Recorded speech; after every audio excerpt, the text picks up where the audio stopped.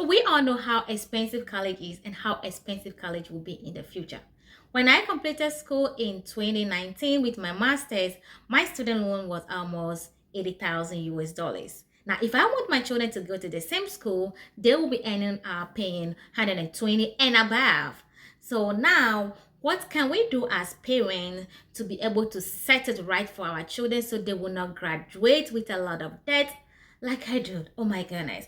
Look, it's not fun graduating and paying, not to talk about the interest that will accumulate in the future. So if you are interested in how you can save for your children, stay tuned.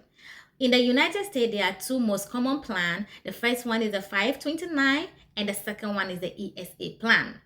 In my previous video, I explained and talk about the benefits and the limitations of the 529 plan. In this video, I will be talking about the ESA plan, which is the Coverdell Education Savings Account, ESA. So the Coverdell Education Savings Account is a tax advantage plan that allows you to contribute to the plan for your kids' education expenses. So the ESA has some unique benefits and limitations. ESA is a trust and custodian account, and you can contribute with after-tax money only. Okay, you can contribute to this plan until your child turns 18. You can choose to invest into any of the securities. That is the best part. So you can invest into stock, bonds, mutual funds, and EFTs. So you have control over your money. The best part, right? Now, let's look at the benefits of the ESA. Even though you are contributing with after-tax money, this will grow tax-free. You have a return and the return will be tax-free. So when you withdraw your money during distribution, you will not have to pay any tax, provided you use the money on qualified education expenses only. Now, what is a qualified education expenses? It is when you use the money for tuition and fees, books and supplies, equipment that you require for your program. Internet is also part of qualified education purposes. The money is yours, so you can use it on anything apart from qualified education purposes, but you have to pay income tax and 10% penalty. For example, let's say you have 30,000 and you spend 20,000 on education expenses and you use the rest of the 10,000 as a down payment for a house. You will have to pay on that 10,000 income tax and $1,000, which will be penalty.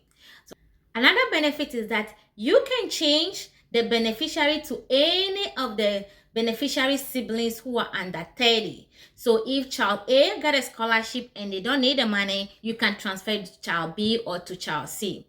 Now, who can contribute to this ESA plan?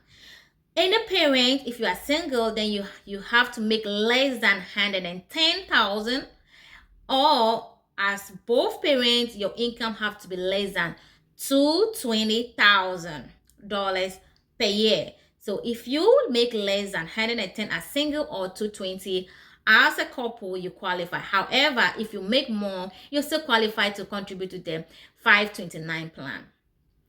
How much can I contribute to this plan?